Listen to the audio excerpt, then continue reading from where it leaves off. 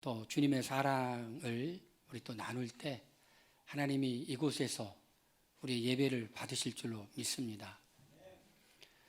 저는 늘 주일 아침마다 교회 나와서 기도하면서 주님, 오늘도 어떤 말씀을, 제가 이미 설교는 준비했지만 늘 기도하죠. 우리 사랑하는 부천 침례교 성도님들에게 주님이 전하시고자 하는 말씀이 무엇입니까? 이렇게 기도를 합니다. 근데 오늘 제 마음 가운데 이런 생각이 또 들었어요. 그러니까 주일 아침에 이렇게 기도를 하면 늘 주님이 이렇게 마음을 주십니다. 주님으로부터 온 마음인지, 아니면 주님이 생각나게 하신 건지, 아니면 제 생각인지 확실하게는 잘 모르겠지만 성경 전체로 볼 때는 크게 벗어나지 않는 것 같습니다. 오늘 이 말씀을 통해서 우리가 은혜를 받을 자격이 없는 사람이었다는 것을 깨달았으면 좋겠다 하는 마음이 들었습니다. 그렇지만 또 한 가지는 은혜 받을 자격이 없었지만 하나님께서 우리에게 긍휼히 여겨주셨다. 이 두 가지를 깨닫기를 원하신다. 그런 마음이 들었습니다. 첫 번째 마음이 어떤 마음이라고요? 우리는 은혜 받을 만한 자격이 없는 사람이었다. 오늘 우리가 읽은 이 본문에 보니까 예수님께서 게네사렛 지역을 떠나서 거기를 떠나서 두로 지방으로 갑니다. 우리 지난주에 같이 말씀을 나눴죠. 어떤 말씀이었습니까? 그 지역에서 바리새인들과 예수님의 논쟁이었습니다. 이 바리새인들은 장로들의 전통, 사람의 계명으로 하나님을 섬기던 사람들이었습니다. 그들은 유대인 중심적인 생각을 가지고 있었고, 그리고 율법에 열심이었지만 배타적인 생각을 갖고 있었던 사람들이었습니다. 그런데 예수님께서 그들과 논쟁하시고 난 후에 유대인들이 살던 땅이 아니라 두로 땅으로 갑니다. 이 두로는 역사적으로 어떤 땅이었냐면, 두로는 예수님 당시에는 섬이 아니라 육지였지만 그 전에는 섬이었습니다. 에스겔 말씀 28장에 보니까 두로 왕에 대한 심판 예언이 나옵니다. 그전에는 섬이었는데 해상무역 도시였고 도시국가였습니다. 얼마나 해상무역을 잘했는지 그 두로라는 도시는 번성했고 많은 부를 모았습니다. 두로 왕은 마음을 높였고 교만해졌습니다. 이 두로 왕을 어떻게 보냐? 사단의 상징적인 인물로 봅니다. 사단의 왕이었던 루시퍼의 상징적인 인물로 성경학자들은 그렇게 보고 있습니다. 돈이 많으니 마음이 높아졌고 그랬습니다. 이 두로 땅은 또 어떤 땅이었냐면은, 두로 땅은 이방신을 섬기던 땅이었습니다. 유대인들의 관점에 볼 때 이 두로는 하나님의 은혜를 받을 만한 자격이 전혀 없는 그런 땅이었습니다. 우리가 하나님께 나아갈 때, 우리 기도하는데 우리 기도한 것이 응답될 때도 있고 더디 응답될 때도 있습니다. 혹시 여러분 이런 생각하십니까? 나는 하나님께 기도드릴 때 응답받아 막당한 사람이야. 내가 기도하면 하나님이 들어주셔야 돼. 내가 기도했는데 하나님 왜 안 들어주실까? 이런 생각하시는 분 계십니까? 그런데 오늘 본문을 통해서 하시는 말씀은 뭐냐면은 이걸 보여주려고 하는 거예요. 그 땅이나 아니면 이 여인을 볼 때 은혜 받을 만한 자격이 전혀 없는 사랑이었다. 두로 땅에 헬라인이며 수로보이니게는 한 여인이 나옵니다. 근데 오늘 본문을 보니까 헬라인이었다, 수로보니게 여인이었다, 이렇게 이방인이라는 걸 두 번 강조합니다. 왜 그럴까요? 은혜 받을 만한 자격이 유대인의 관점으로 볼 때는 전혀 없었다. 그가 하나님에게 어떤 공로도 세운 바 없다. 그걸 말씀하고 있는 겁니다. 우리 교회를 다니는, 그리고 신앙생활 한다는 사람들이 빠지기 쉬운 잘못된 생각이 뭡니까? 그래도 나는 하나님 앞에 뭔가 한 게 있어. 그래도 나는 하나님께 충성한 게 있어. 그래도 나는 성실하게 살았어. 뭔가 내세울 만한 게 있다라고 하는 그러한 잘못된 생각에 빠집니다. 우리의 의는 어떤 의일까요? 티끌 같은 의입니다. 아무것도 아닙니다. 하나님이 우리에게 해주신 것에 비하면 너무나 작은 것이지만 그래도 우리의 마음 가운데는 그 의를 드러내고 싶은 것이 있습니다. 바리새인들의 그런 마음을 성경학자들은 이렇게 말합니다. 공로주의다, 이렇게 말합니다. 내가 무언가 한 것이 있어서 하나님이 내게 은혜를 주시고 복도 주시고 이런 마음입니다. 그런데 이 두로 땅에 있던 헬라인이며 수로보니게 여인은 전혀 그렇게 하나님께 내세울 만한 의조차 없었던 그 땅 자체가 하나님의 심판 예언을 받았던 곳이고 이방인 여인이었고 수로보니게 여인이었고 그리고 그 집에는 귀신 들린 여자아이가 있는 여인이었어요. 누가 봐도 이 사람은 하나님의 언약에서 멀리 있는 사람이고 하나님의 복에서 멀리 있는 사람이었고 하나님의 은혜를 받을 만한 자격이 전혀 없다고 생각하는 그 여인이었어요. 여러분은 어떻게 생각하십니까? 나는 하나님의 사랑을 받아 마땅한 사람이라고 생각하십니까? 나는 기도한 것이 다 응답받아야 된다고 생각하십니까? 아니면 나는 참 죄인 중에 괴수입니다. 나는 부족한 게 많습니다. 나는 주님이 나를 어떤 존재인지를 알아볼까 두렵습니다. 사람들이 내 속을 알까 두렵습니다. 나는 참 부끄러운 사람입니까? 그렇게 생각하십니까?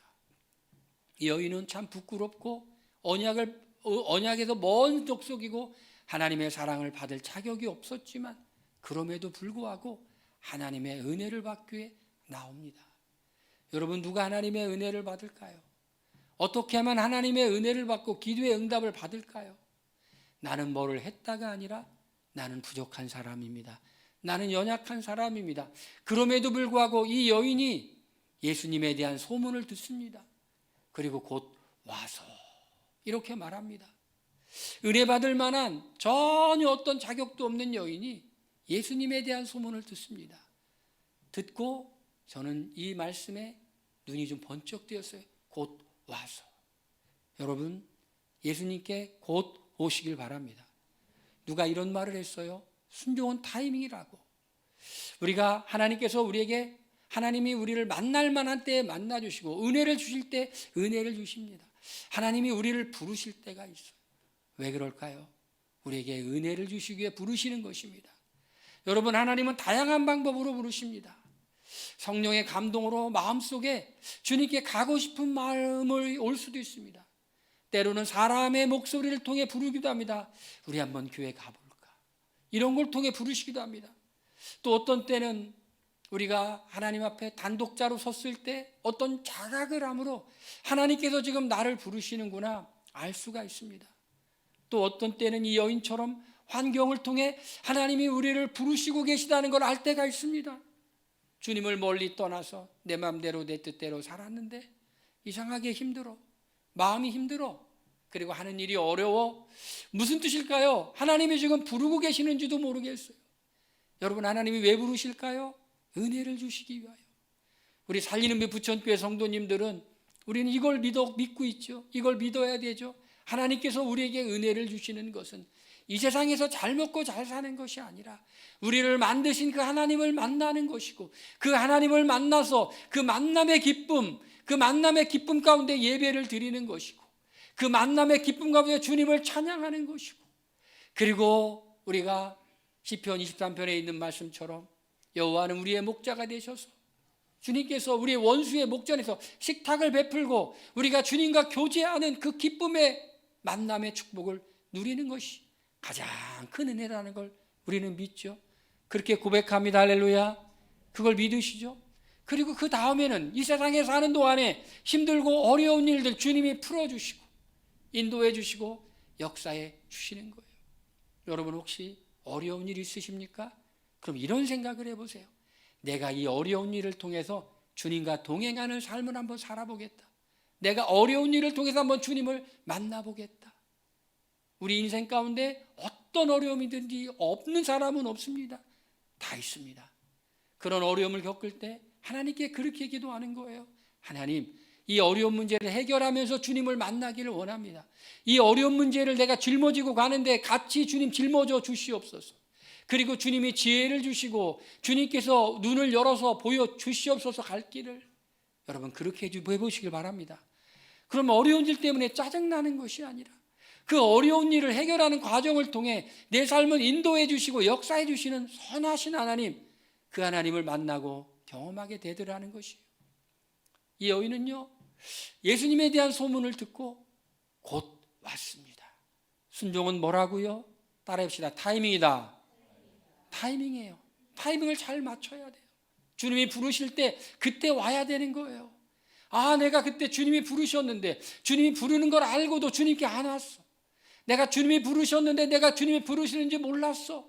참 어리석은 생각이죠. 어리석은 일이에요.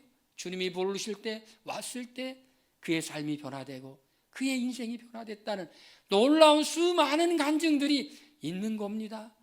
여러분, 주님께서 지금 부르시는 거예요. 구원으로 부르셨다면 더 큰 만남으로 부르실 수 있고, 더 큰 깊은 영적인 교제를 위해서 부르실 수 있고, 하나님이 우리의 동행하며 어떤 일을 이루시기도 부르실 때가 있는데, 그때 어떻게 해야 된다고요? 소문을 듣고 곧 와서 여러분 주님께 오시길 바랍니다. 너희는 내게 와 들으라. 그리하면 너희가 살리라. 우리 주님에 대한 소문을 듣고 곧 오면 살게 될 줄로 믿습니다. 은혜의 역사가 있을 줄로 믿습니다. 이 은혜 받을 자격이 그 땅이나 그 여인이나 볼 때 아무 자격이 없는 그 여인이 왔어요. 여러분, 우리 주님께 나올 때는 어떻게 와야 됩니까? 주님께 나올 때는 부족하지만 뻔뻔하게 있는 모습 그대로 나와야 됩니다. 있는 모습 그대로 나오는데, 있는 모습 그대로 나온 다음에 어떻게 해야 됩니까? 주님 앞에 간절한 모습으로 나와야 돼요. 여러분, 기도 제목 있으십니까? 무엇인가 이루고 싶은 것 있습니까? 이 여인은 얼마나 간절했겠어요. 자녀가 고통 가운데 있는 걸 보는 부모의 마음, 정말 힘이 듭니다. 어렵습니다. 내가 저 고통을 당하고 싶은 마음까지 듭니다. 그러나 하나님 앞에 모두 단독자죠. 그 짐을 대신 져줄 수가 없는 거예요. 인생은 단독자예요. 제가 아는 유명한 강사 목사님 전도에 대해서 세미나 하는데 제가 듣는데 이런 얘기를 해요. 자기 어머니가 자기를 위해서, 그 목사님 어머니가 너무너무 열심히 많이 기도하는데 자기가 병에 걸려 수술대 위에 있는데 자기의 눈이라도 빼줄 것 같은 그 어머님이 함께 할 수 없다라는 것이. 여러분, 그렇지 않습니까? 인생은 그런 거예요. 인생은 하나님 앞에 단독자로 설 수밖에 없어요. 단독자로 나와야 돼요. 자기 아내도 자식도 그 누구도 대신할 수 없고 자기 혼자 오롯이 수술대에 누워있을 때 인생은 혼자구나. 여러분, 인생은 혼자라는 겁니다. 하나님 앞에 단독자로 서야 돼요. 그런데 이 여인이 단독자로 서서 그 발 아래 엎드렸다 이렇게 말합니다. 사실은 엎드리는 것은요, 예배를 드릴 때 엎드리죠. 그리고 자신을 낮출 때 엎드리죠. 엎드립니다. 우리 주님 앞에 엎드려야 돼요. 항복하는 거예요. 포기하는 거예요. 주님께 기도하는데 주님이 해주시면 정말 좋고 안 해주셔도 그렇게 서운하진 않아요. 여러분, 그러면은 그런 기도를 예수님이 들어주실까요? 그런 기도는 들어주시는지 잘 모르겠습니다. 예수님께 나와 기도할 때는 엎드려 낮아져야 돼요. 여러분, 하나님을 만나는 우리의 자세는 뭐냐? 엎드려야 돼요. 엎드려야 돼요. 정말 하나님을 만난 사람들은 하나님을 경외하게 되죠. 하나님을 경외한다는 건 뭐예요?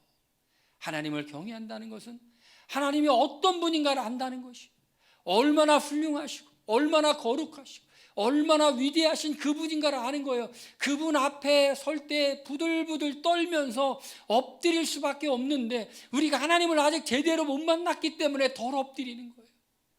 하나님을 제대로 만나시길 바랍니다. 이 여자가 엎드렸어요. 이 여자가 엎드렸다는 것은 이 여자의 간절한 마음을 지금 보여주고 있는 거예요. 엎드렸어요. 이렇게 말합니다. 자기 딸에게서 귀신을 쫓아내 주시기를 간구하거늘, 자기 딸에게서 귀신을 쫓아내 주기를. 얼마나 이게 안타깝습니까? 제가 부목사로 있을 때 어떤 분이 자기 집에 자기 딸이 악한 영에 들렸다고 와보라는 거예요. 갔어요.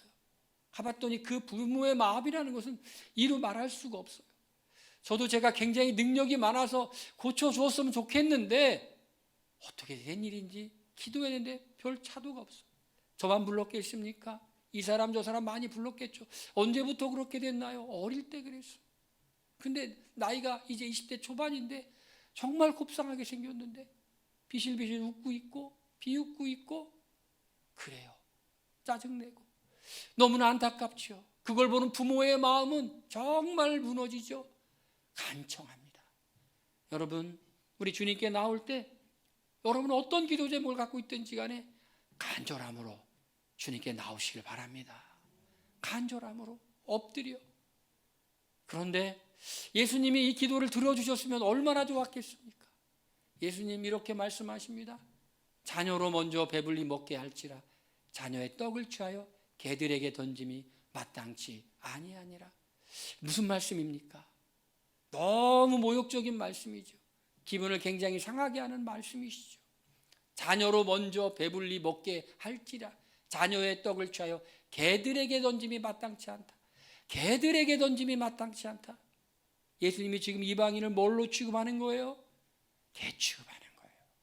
근데 이게 예수님의 본심일까요? 본심이 아닐까요? 여러분, 우리가 기도하고 주님께 구하는데 구하는 그것이 늦어지고, 그리고 우리가 세상에서 우리의 문제 때문에 멸시를 받을 때 그것이 주님의 본심입니까? 어떨까요? 여러분 어떠십니까? 세상에서 막 존중받고 잘한다고 하고 칭찬을 듣고 그리고 최고라고 하고 그런 소리만 들으시나요? 아니면 만물이 찌꺼기처럼 짓밟히기도 하고 나쁜 얘기도 듣고 억울한 얘기도 듣고 모함도 듣고 그리고 무시하는 얘기도 듣고 그러십니까? 여러분, 마음이 속상하죠. 다 좋다고 하면 좋지만 세상은 그렇지 않죠. 세상은 비난하기도 하고 또 모함하기도 하고 억울하기도 하고 이런 게 세상이에요. 그런데 세상은 그런데 예수님은 안 그러실 줄 알았는데 예수님이 여인에게 이런 자녀의 떡을 취하여 개들에게 던짐이 마땅치 않다라고 하는데 이게 본심이냐는 거예요. 본심일까요, 여러분? 본심이 아니죠. 여러분, 우리 주변에서 우리의 상황 가운데 하나님은 섭리하시고 인도하시는데 우리가 세상에서 무시를 당하고 세상에서 우리가 멸시를 당하는데 하나님 뭐 하고 계신 거예요? 여러분, 그런 생각 혹시 안 드세요? 하나님 도대체 뭐 하고 계신 거예요?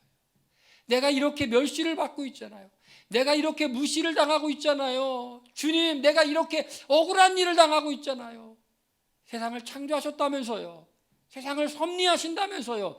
그런데 내가 왜 이런 억울한 대우를 받아야 되는 거예요? 여러분, 하나님께 그렇게 질문하고 그렇게 말할 때가 혹시 있지는 않으십니까? 그럴 수도 있겠죠. 그럴 수 있습니다. 저는 여러분들이 정말 사람들에게 존중받기를 원해요. 그리고는 여러분들이 사람을 존중해 주길 바라요. 사람들의 마음을 위로하고 그리고 함께 있고 싶은 사람, 동해 가고 싶은 사람, 그런 사람이 되길 바랍니다. 할렐루야. 주변에 그런 사람을 많이 하나님께 허락해 주시길 바라요. 우리 살리름의 부천교회 성도들이 가는 곳마다 하나님의 사랑을 받고 사람의 사랑을 받고 이상하게 나는 어디 가나 좋은 사람을 만나 이런 일을 다 경험하기를 바랍니다. 할렐루야. 그런데 그 전에 먼저 뭘 경험해야 되냐면 우리가 마음이 높아질 수 있으니 만물의 찌꺼기처럼 밑바닥에 깔깔이로 깔리는 그런 경험을 해야 돼요. 여러분, 힘들고 어렵지만 깔깔이를 한번 깔려보시길 바랍니다. 여러분, 깔깔이가 역전시킬 때가 있는 줄로 믿으시길 바랍니다. 예수님이 이 여인을 개 취급하면서 깔깔이 분위기나 맞추는 깔깔이 취급을 해요. 지옥의 땔감 취급을 해요. 그런데 예수님 말씀을 가만히 보니까 꼭 그런 것만은 아니에요. 또 이렇게 말해요. 전에 보니까요, 먼저 배불리 먹게 할지니라는 거예요. 자녀로 먼저 배불리 할지니라고 말해요. 먼저라고 그래요. 예수님이 그 땅에 오셔가지고 유대인들을 향해 먼저 사역을 하죠. 그리고 난 후에 어떻게 합니까? 예수님의 제자들이, 그리고 예수님도 이방 땅으로 가며 이방인을 향한 사역을 하셨죠. 먼저라는 거예요. 우선순위가 있다라는 것이요. 너희들은 전혀 하나님의 은혜를 받을 자격이 없다라는 것이 아니라 먼저 일단 유대인들에게 언약 백성이었으니까 은혜의 기회가 주어지고 그 다음에 받을 거야. 아직 때가 이르지 않았어. 이런 뜻이에요. 먼저예요. 이 여인이 어떻게 말합니까? 예수님의 말씀을 듣고 네 번째죠. 주여, 올소이다마는 상아리의 개들도 아이들이 먹던 부스러기를 먹나이다. 참, 저는 이 말씀을 보면서 여러분 어떤 생각 나셔요? 웃는 얼굴에 침 못 뱉는다. 그렇지 않습니까? 여러분을 누가 모욕하면 여러분 웃어주시길 바랍니다. 여러분을 무시하면 웃어주시길 바랍니다. 여러분을 이렇게 깔깔이 취급하면 여러분 깔깔이로 살아가시길 바랍니다. 이 여인이 이렇게 말해요. 주여 올소이다마는, 누가 여러분을 무시하시면 그래, 나는 무시받기에 합당한 존재야, 당연한 취급을 하는구나, 그렇게 하면 마음이 편하게 되는 역사가 있게 된다니까요. 할렐루야. 그렇게 하기 싫은가 봐요. 기분이 대단히 나쁘신가 봐요. 여러분, 그런 일을 거치고 나면 하나님이 높여줄 걸 믿으시길 바랍니다. 영원히 그렇게 되지는 않아요. 잠깐 그렇게 하는 거예요. 왜 그래요? 하나님의 본심이 그게 아니기 때문에. 주여 올소이다마는 상아래 개들도 아이들이 먹던 부스러기는 먹나이다. 이 여인이 예수님이 즉시 응답해 주지 않으니까 낮췄는데 더 낮췄어요. 우리 따라합시다. 더 낮추자. 우리 예수님께 오는데 예수님께 낮춰서 왔잖아요. 그런데 예수님이 더 낮추기를 원하실 때가 있어요. 더 낮추시길 바랍니다. 다 함께 합시다. 완전히 엎드려지자. 완전히 엎드려졌는데 예수님이 그게 아니라는 거예요. 그럴 때는 어떻게 돼요? 우리 땅을 파야 돼요. 지하로 내려가야 돼요. 주여 올소이다마는 상아래 개들도 아이들이 먹던 부스러기를 먹나이다. 여러분, 예수님이 이 말씀을 듣기를 기뻐하셨어. 내가 누군데 하는 마음을 가졌던 바리새인들 예수님 기뻐하지 않았어요. 저는 혹시 여러분 오해하지 마시길 바랍니다. 유행가 가사 이렇게 보니까 어떤 노래의 제목은요 좀 비성서적인 것 같아요. 나야 나, 이런 것들 좀 교만하지 않아요? 나야 나 알아줘. 나는 아무것도 아닙니다. 유머로 한 거니까 어디 또 올리지 마세요. 어느 가수의 노래를 우리 아무개 목사가 또 막 깠다고 절대로 그렇게 하지 마시기 바랍니다. 더 엎드려지길 바라는 거죠. 부스러기도 먹나이다. 부스러기 은혜라도 주시옵소서. 여러분, 주님의 은혜는요 부스러기 은혜라도 너무 놀라울 줄 믿으시길 바랍니다. 부스러기 은혜라도 주님으로부터 오는 것은 거기에서 남는 부스러기라도 우리 붙어서 부스러기 은혜라도. 할렐루야. 어떤 사람이 은혜를 많이 받았어. 그럼 그 옆에 가시길 바랍니다. 부스러기 은혜라도 내게 오기를. 그랬더니 어떻게 되죠? 기도의 응답이 오죠. 내 딸이 나았다라고 말합니다. 여자가 집에 돌아가 봤더니 그 딸이 아이가 침상에 누웠고 귀신이 나갔어요. 그 말을 했더니 낮아지기만 했더니 주님이 원하시는 말씀, 주님이 원하시는 자세를 가졌더니 이렇게 된 거예요. 어떤 축복을 주님께서 내리셨을까요? 그래 낮아졌더니 두 가지 축복을 내렸는데 기도의 응답을 받았다는 거예요. 기도의 응답. 여러분 얼마나 간절히 원하십니까? 기도의 응답 받기 원하잖아요. 마음의 소원이 있잖아요. 나는 이렇게 되었으면 좋겠어요. 나는 이 기도의 응답 받기를 원했어요. 나는 절실해요. 절박해요. 여러분 그 기도했던 그것이 주님이 응답해 주셔요. 할렐루야. 다 그렇게 되기를 바랍니다. 그런 축복 받기를 원합니다. 그런 과정을 잘 통과하시길 바랍니다. 근데 기도의 응답만 주신 게 아니에요. 주님이 두 번째 축복을 주는데 겸손한 자세를 주세요. 우리 잠언 말씀해 보니까 겸손은 존귀의 앞잡이라고 그래요. 겸손은 뭐라고요? 존귀의 앞잡이. 겸손하기가 얼마나 어렵습니까? 우리 조금만 잘 되면 교만해지기 쉽고, 조금만 잘 되면 나를 높이기 쉽고, 그렇죠. 교만은 패망의 선봉이지만 겸손은 존귀의 앞잡이에요. 자신을 낮추는 것이 얼마나 중요하냐는 거예요. 여러분 은혜는요 하나님으로부터 우리에게 나오는 거예요. 근데 하나님은 어디 계시죠? 높고 높은 보좌에 계시다라고 하잖아요. 우리 옆에 계시기도 하지만, 그래서 물이 높은 곳에서 낮은 곳으로 흘러오듯이 하나님의 은혜는 낮아진 마음 가운데 은혜가 흘러오는 거예요. 주님이 우리에게 선물을 주시는데 겸손한 자세를 주세요. 근데 이 겸손이 쉽게 되는 게 아니에요. 어려워요. 열등감이 많으면 더 겸손하기가 어려워요. 조금만 서운한 얘기해도 나를 몰라봐, 나를 무시해, 화가 막 나요. 그런데 우리가요, 언제 겸손해질 수가 있느냐? 하나님을 정말 만나서 하나님의 사랑을 우리가 깊이 경험하고 나니까, 그렇게 되면 어떤 일이 일어나냐면 우리가 아주 중요하게 생각했던 것, 심각하게 생각했던 것들이 별거 아닌 걸로 느껴지는 거예요. 여러분, 그 은혜를 경험하시길 바랍니다. 그러니 내가 사람들 앞에서 목에 힘을 줄 이유가 별로 없는 거예요. 하나님이 나를 사랑해 주시고 내 기도에 응답해 주시고 나와 함께 해 주신다는 걸 알게 되니까 다른 사람들이 조금 이렇게 하는 것이 괜찮은 거예요. 여러분, 우리가 왜 교만할까요? 여러분, 교만한 이유는 우리를 무시한다고 생각하기 때문에. 그런데 된장국으로 배부른 사람은 꽃등심이 있어도 별로 먹고 싶은 생각이 없어요. 그런 것처럼 우리가 주님으로 배부르면은 그래도 별로 무시당한다고 하더라도, 무시하는 것 같아도 너는 그래라, 나는 괜찮아, 이런 역사가 있기를 바랍니다. 주님이 이런 겸손한 태도가 우리 인생을 사는데 얼마나 행복하게 하냐는 거예요.